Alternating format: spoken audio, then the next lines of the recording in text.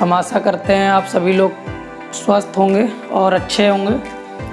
आज हम लोग जिस विषय पर चर्चा करने चल रहे हैं उस विषय पर पूरी दुनिया चर्चा कर रही है और एक ऐसा दौर चल रहा है जिसे हम लोग यानी संक्रमण काल कह रहे हैं, ट्रांजिशन पीरियड कह रहे हैं।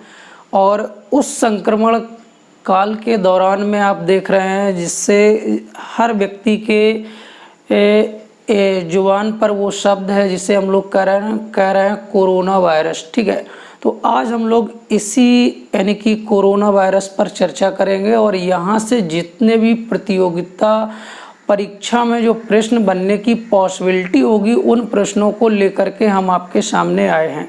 तो आप सभी लोग जान रहे हैं कि कोरोना वायरस यानी कोरोना महामारी फैली हुई है जिसकी वजह से पूरा विश्व प्रभावित है और पूरे विश्व की अर्थव्यवस्थाएं जहां धराशायी होती चली जा रही हैं। तो वहां पर किस तरीके के बूस्टअप कार्य चल रहे हैं कि कैसे लोगों की जो जान है उसको बचाया जाए, कैसे लोगों को जो है यानी कि सुरक्षा प्रदान किया जाए, सरकार उस तरह से उपाय कर रही है। तो हम लोग देखते हैं आखिर ये कोरोना वायरस है क्या और इसकी उत्पत्ति कहाँ से हुई है, कितने प्रकार का है ये और सरकार क्या क्या इसके लिए उपाय कर रही है। तो यहाँ से जितने भी प्रश्न बनने की पॉसिबिलिटी होगी उन सभी की हम लोग बात करते हैं। तो देखिए कोविड-19 यानी ये 2019 में ये आया इसलिए उसको कोविड-19 कहा जा रहा है। इसके साथ में यन लगा हुआ है यानी कि यन कोविड-19 यानी नोवेल टाइप्स का। ये क्या है यानी न्यूली टाइप्स का है। यानी इसके पहले इसकी बात करेंगे तो सबसे पहले 1960 में कोरोना वायरस की यानी कि खोज की गई और इसके लगभग 12 टाइप्स जो है निकल करके सामने आए। लेकिन ये क्या है, एक न्यूली टाइप्स का है वायरस, जिसके वजह से जो है यहाँ पर जो हम लोग डेथ यानी कि मोर्टेलिटी डेथ रेशियो जो देख रहे हैं वो तो इतना भयानक नहीं है जितना कि सार्स और मर्स जैसे जो है यानी कि इनमें था। तो इसमें सार्स में 10 से 12% जो है मृत्यु दर की पॉसिबिलिटी होती थी जो 2002 और 3 में आया। फिर 2000 यानी कि 10 और 11 में आपने देखा यानी मर्स जो है। तो यहाँ पर जो है इसमें 30 से 35% के आसपास जो है डेथ रेट की पॉसिबिलिटी थी। लेकिन इसमें जो है नोवेल कोरोना वायरस में 2 से 3% की पॉसिबिलिटी हो रही है कि इसमें डेथ रेट जो है इतना निकल करके सामने आ रहा है। तो चलिए हम लोग स्टार्ट करते हैं कहाँ से इसकी शुरुआत हुई। तो आप जान रहे हैं विश्व में जो है यानी आप देखें चाइना यानी कि जो चीन कंट्रीज़ है यानी कि चाइना जो देश है, इस देश का एक हुबेई प्रांत है और इस प्रांत का वुहान शहर है, यहाँ से इसकी शुरुआत हुई है। यानी कि इस वायरस का जो संक्रमण है वो फैलना यहाँ से स्टार्ट हुआ है। तो आपको ये ध्यान में रखना है। ये प्रश्न यहाँ से आपका बनेगा कि कोविड-19 यानी कि जो कोरोना वायरस यानी कि है उसकी शुरुआत कहाँ से हुई और सबसे पहले ये जो है किस जगह से यानी इसका फैलाव स्टार्ट हुआ। तो ये हुबेई प्रांत से हुआ। चाइना कंट्री पूछा जाए तो चाइना सभी लोग जान रहे हैं किस शहर से हुआ, तो वुहान शहर से हुआ। अब ऐसा कुछ लोग मानते हैं कि वुहान शहर में जो है आपने देखा चमगादड़ है, बतख है, सांप है, ETC डिफरेंट टाइप्स के वहाँ पर जो जीव जंतु हैं यानी कि उनका लोग क्या करते हैं यूज करते हैं। इस वजह से ऐसा वायरस यानी कि क्रिएट हुआ है। तो ऐसा अब तक कोई रिसर्च में जो है निकल करके भी सामने नहीं आ पाया कि इसकी एग्जैक्ट पोजीशन पता चल पाए कि ये किस तरह से फैल रहा है। अब हम बात करते हैं कि इस कोविड-19 यानी कि ये कोरोना वायरस जो यहाँ हुबेई प्रांत से यानी स्टार्ट हुआ, जो वुहान शहर से जिसका यानी कि क्रिएशन हुआ और वहाँ से फैलना स्टार्ट हुआ और इसने जो है आज अगर देखें तो पूरा विश्व जो है इसके चपेट में आ चुका है। कहीं ना कहीं कोई अधिक प्रभावित है तो कोई कम प्रभावित है, लेकिन इसके प्रभाव जो है पूरे यानी कि वर्ल्ड पर हैं। अब हम लोग बात कर रहे हैं कि अगर हम इसकी बात करेंगे तो इससे आप देख रहे हैं इसके सिम्टम्स क्या हैं। जैसे आप सिम्टम्स में क्या है, आपके थ्रोटिंग यानी कि गले में खराश टाइप्स की आएगी, गले में प्रॉब्लम्स क्रिएट होने लगेगी, सांस लेने में प्रॉब्लम क्रिएट्स होगी। इसके साथ यानी कि ये अगर आप छींकते हैं तो उससे भी जो है संक्रमण होने का खतरा है। तो दूसरा जो है यानी कि आप जो है सोशल डिस्टेंसिंग, उसकी भी बात किया गया कि आप सोशल डिस्टेंसिंग को बनाए रखें, आपको 2 गज की दूरी यानी कि बनाए रखना है। तो इस तरीके के कई सारे यानी कि उपाय हैं जो बताए गए। तो बेसिक सिम्टम्स, अब इसका इलाज क्या है, तो इलाज के लिए अभी यानी कि क्या रिसर्च चल रहा है कि इसकी कौन सी दवा जो है यानी लाई जाए जिससे ये पूर्ण रूप से ठीक हो सके, लेकिन अभी तक कोई इसकी परफेक्ट जो है मेडिसिन नहीं है। बस ये है कि आप यानी डिस्टेंस का पालन करें, आप इन चीज़ों का उपयोग करें। तो सरकार ने कुछ जो है यानी यहाँ पर ऑपरेशन चलाए हैं, सरकार ने इकॉनमी को बूस्ट करने के लिए कुछ यानी इकॉनमी में इनपुट इन्वेस्टमेंट किए हैं। इसके साथ अलग अलग कंट्रियों ने अलग अलग तरह से इसके उपाय बताए हैं। WHO, जिसे हम लोग वर्ल्ड हेल्थ ऑर्गेनाइजेशन कहते हैं, विश्व स्वास्थ्य संगठन, इसने 11 मार्च को पेंडेमिक क्या किया, अनाउंसमेंट किया। तो पूरे विश्व में जो है 11 मार्च को यानी कोविड-19 के द्वारा क्या किया गया, महामारी घोषित किया गया। तो एक क्वेश्चंस जो है यहाँ से बनना स्वाभाविक है कि हो सकता है एग्जाम में ये पूछा जाए कि विश्व में महामारी कब घोषित किया गया।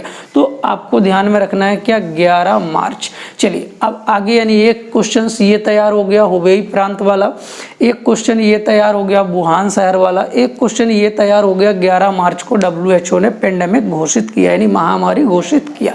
अब हम इसके बात कर रहे हैं ये किस टाइप्स का वायरस है, तो सार्स जो है कोविड-2 यानी कि ये जो है यानी सार्स का जो है जो nCoV-2 है, ये सार्स कोविड-2 है, इसके लिए ये रिस्पॉन्सिबल है, ठीक है। यानी तो ये वायरस क्या है, ये रिस्पॉन्सिबल है यानी जिससे हम लोग कोरोना वायरस के नाम से जाना है। अच्छा, इसका नाम कोरोना क्यों रखा गया, क्योंकि इसका शेप अगर आप देखें, आकार अगर देखें तो क्राउन की तरह है, ठीक है।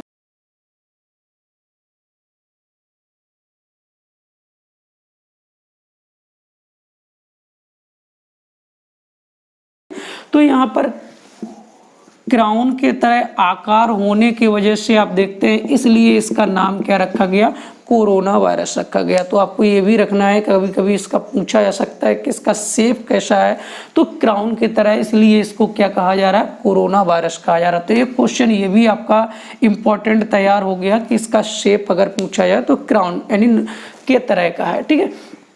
अब इसकी हम लोग बात कर रहे हैं कि इसके टाइप में अगर देखें तो ये क्वेश्चन बहुत ही इंपॉर्टेंट है। इसके 12 टाइप्स है, 12 टाइप्स में से बहुत ही इंपॉर्टेंट जो टाइप्स हैं, कभी कभी क्वेश्चंस यहाँ से बनेगा कि 229 यानी 229E अल्फा, ये क्या है इसका, यानी कि कोविड-19 का क्या है, एक टाइप्स है, ठीक है। NL63 अल्फा, ये क्या है, यानी कोविड-19 का एक प्रकार है।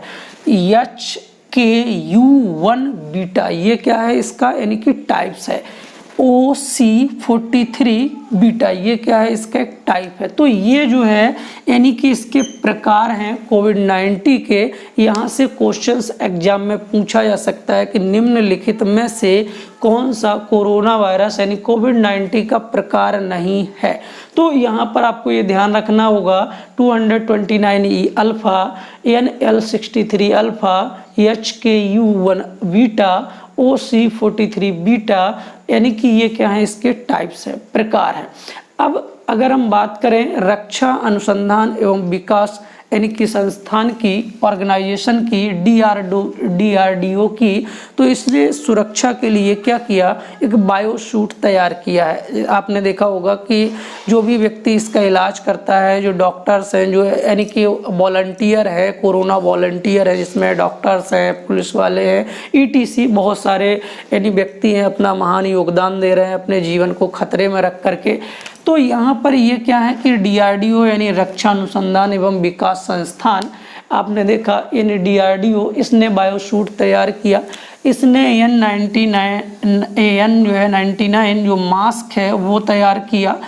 हैंड सैनिटाइजर यानी और यानी वेंटिलेटर, ये क्या है, हमारे सुरक्षा के उपकरण हैं जिनको क्या किया गया, DRDO के द्वारा यानी डेवलप किया गया। अगर हम इसकी बात करें, भारत सरकार इसको कैसे लोकेशन को ट्रेस करेगी कि किस व्यक्ति को संक्रमण है और किस व्यक्ति को संक्रमण नहीं है, तो इसके लिए 2 ऐप जो है लॉन्च किए गए। आरोग्य सेतु और कोरोना कवच और भी जनरेट हो रहे हैं। अलग अलग सरकार अलग अलग तरीके से जो है अनाउंसमेंट कर रही है, उपाय कर रही है। तो ये लोकेशन ट्रैक करने के दो, यानी कि कोरोना कवच और आरोग्य सेतु। अगर हम बात करें कि गवर्नमेंट अलग अलग जो है भारत सरकार के जो स्टेट्स हैं उनकी जो सरकारें हैं वो क्या इसके उपाय कर रही हैं, तो यहाँ पर देखें हम लोग पहले कुछ इम्पॉर्टेंट पॉइंट्स को देखते हैं जो एग्जाम की दृष्टि से इम्पॉर्टेंट हैं। जैसे हरियाणा जो है, हरियाणा राज्य पहला ऐसा राज्य है, यानी फर्स्ट स्टेट जिसने पेंडेमिक अनाउंसमेंट किया। यानी भारत की अगर बात करें तो भारत में सबसे पहले पेंडेमिक अनाउंसमेंट करने वाला स्टेट कौन सा है? हरियाणा। दूसरी बात करें अगले स्टेट की तो पंजाब। पंजाब जो है पहला स्टेट है जिसने फुली कर्फ्यू यानी कि क्या किया, अपने यहाँ लगाया, जिसे कोबा पंजाब के नाम से जाना गया। तो अगर क्वेश्चन आए पहला यानी स्टेट कौन सा है जिसने पूर्ण रूप से कर्फ्यू लगाया, तो वो है पंजाब। फिर अगला स्टेट की बात करें राजस्थान। राजस्थान फर्स्ट स्टेट है जिसने यानी कि अपने राज्य में क्या किया, लॉकडाउन लगाया। तो भारत में लॉकडाउन कब लागू किया गया आप सभी लोग जान रहे हैं, 22 मार्च को जनता कर्फ्यू के रूप में स्टार्ट होता है और उसके बाद से आगे कंटिन्यू ये जारी रहता है। अब यहाँ पर क्वेश्चंस आएगा कि पहला स्टेट कौन सा है जिसने लॉकडाउन जो है लगाया, तो वो है आपका राजस्थान। भारत की अगर बात करेंगे, भारत में लॉकडाउन जनता कर्फ्यू के रूप में कब लगाया गया, तो वो 22 मार्च को लगाया गया। अगर हम पूरे पेंडेमिक की बात करें कि विश्व में महामारी कब घोषित किया गया, तो WHO ने 11 मार्च को ये क्या किया, महामारी घोषित किया। तो एक क्वेश्चन ये हो गया, एक क्वेश्चन ये जनरेट हो गया। अब इकोनॉमी की बात करें तो इकोनॉमी को बूस्टअप करने के लिए जो इसके प्रभाव हैं वो प्रत्येक क्षेत्र में है। यदि आप यानी संचार की बात करें वहाँ भी प्रभाव हो रहा है। अगर हम जो है एम्प्लॉयमेंट की बात करें वहाँ भी प्रभाव हो रहा है। अनएम्प्लॉयमेंट बहुत ज़्यादा क्रिएट हो गया है, एम्प्लॉयमेंट यानी डिक्रीज हो गया है। तो इकोनॉमी में बहुत जितने भी सेक्टर हैं, चाहे वो प्राइमरी सेक्टर हो, सेकेंडरी सेक्टर हो या टर्टरी सेक्टर हो, यानी these are all sectors affected to corona virus, यानी ये सब इससे क्या है, प्रभावित हो चुके हैं। तो इकोनॉमी में भारत सरकार की अगर बात करें तो 200 करोड़ का बूस्टअप दिया गया, जिससे कि जो इकोनॉमी डाउनवर्ड में आ रही थी उसको क्या किया जाए, अपवर्ड में किया जा सके, जिससे एम्प्लॉयमेंट क्रिएट किया जा सके, जो बेरोजगारी क्रिएट हो रही है उसको बूस्टअप किया जा सके, जो यानी इससे भूखमरी जनरेट हो रही है और लोगों की डेथ हो रही है उसको क्या किया जा सके, यानी कि बचाया जा सके। तो इसी में आप देख रहे हैं कि जनधन योजना, जो प्रधानमंत्री जनधन योजना है, जिसने यानी कि एक दिन में 1.5 करोड़ खाते खोल करके विश्व में वर्ल्ड गिनीज बुक में अपना नाम दर्ज कराया था, प्रधानमंत्री जनधन योजना। इस योजना के तहत सरकार ने 500 रुपये यानी जो गरीब और निर्धन वर्ग की महिलाएं हैं उनको 3 माह तक सहायता राशि के रूप में प्रोवाइड करने की बात की है। तो ये क्वेश्चंस आ सकता है कि प्रधानमंत्री जनधन योजना के तहत कितने सहायता राशि जो है गरीब महिलाओं को 3 माह तक प्रोवाइड किया गया या कितने माह तक प्रोवाइड किया जाएगा। फिर मनरेगा, आपने देखा मनरेगा यानी नरेगा, जिसे हम लोग राष्ट्रीय ग्रामीण रोजगार गारंटी योजना के नाम से शुरू किया गया और इसकी शुरुआत यानी कि 2 फरवरी 2006 को किया गया था आंध्र प्रदेश के अनंतपुर जिले के बंदापाली नामक गांव से।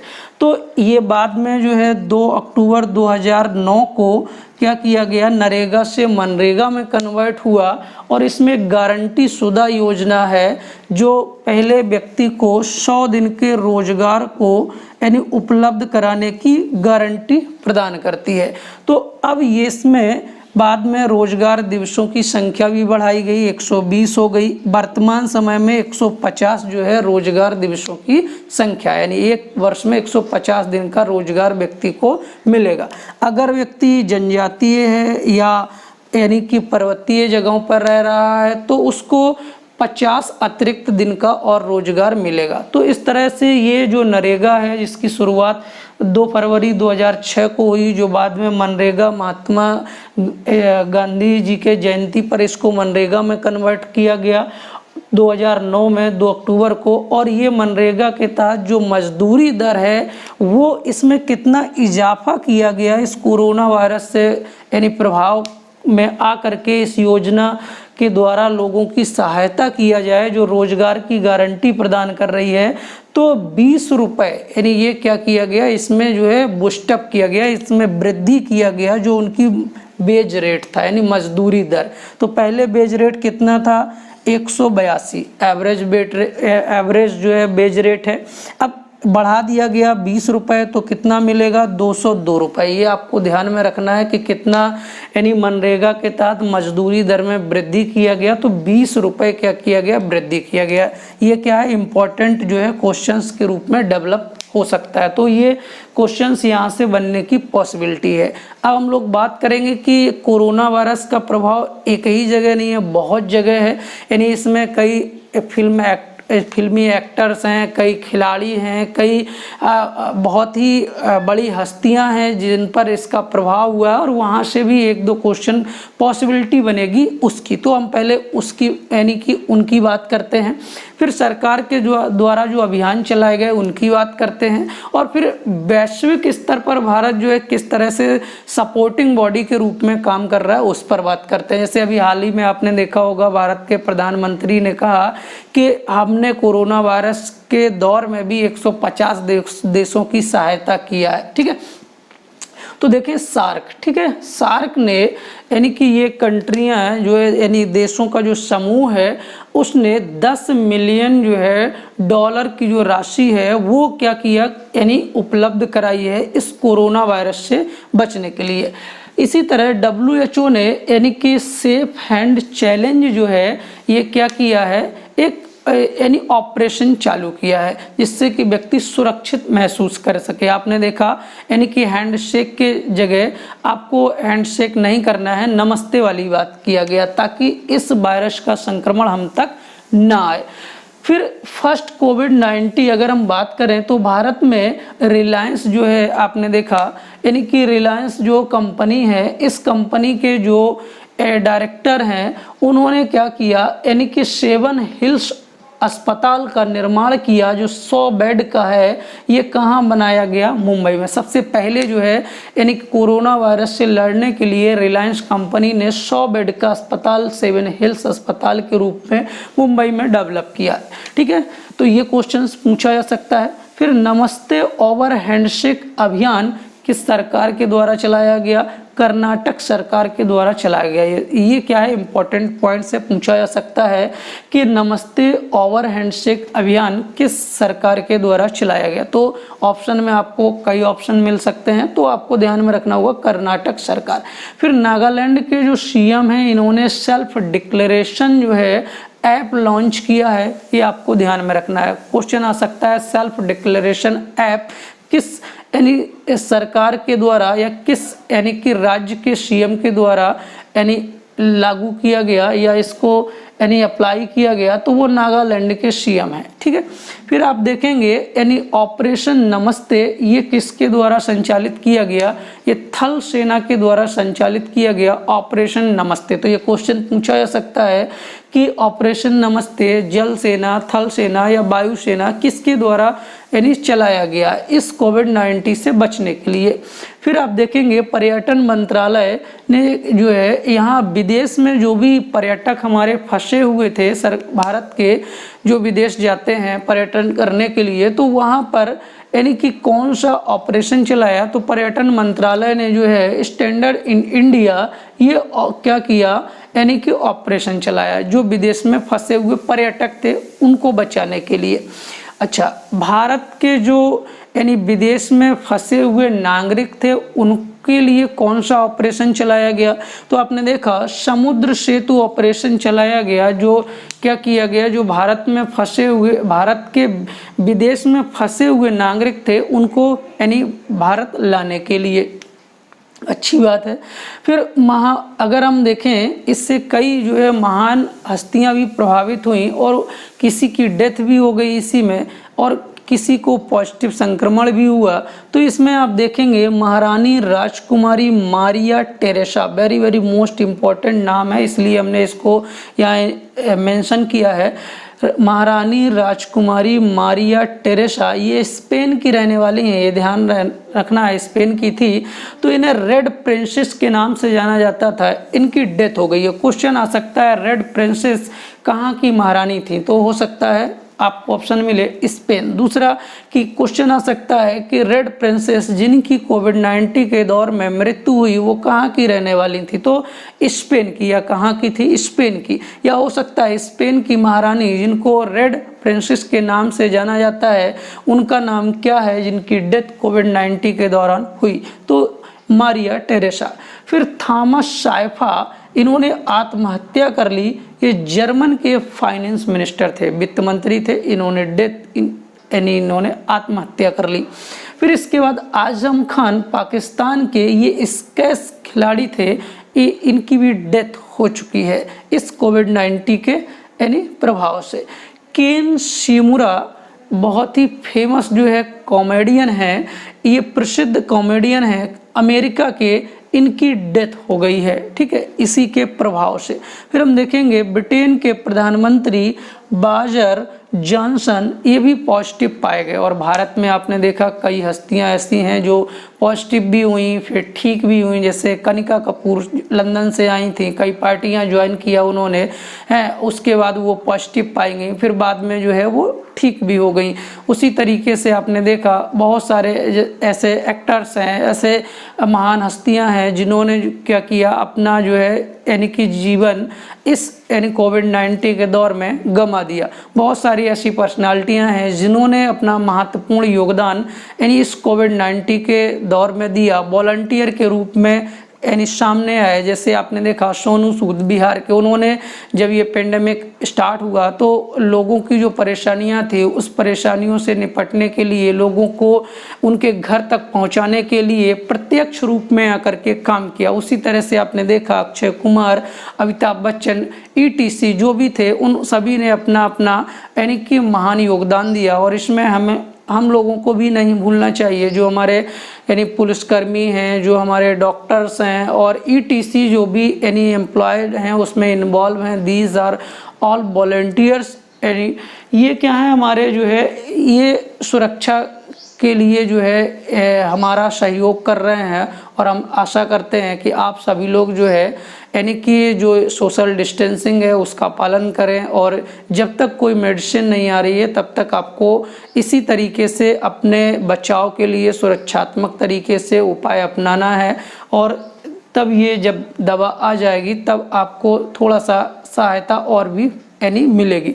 तो ये इम्पोर्टेंट कि जो कोविड-19 से बनने वाले प्रश्न थे उन पर हमने चर्चा किया। आप इसको जो है एक बार रिवाइज कर लीजिएगा और पॉसिबिलिटी होगी क्वेश्चंस आपका यहीं से आएगा। Okay, thank you. ये वीडियो आपको कैसा लगा प्लीज़ लाइक, शेयर और कमेंट जरूर करें।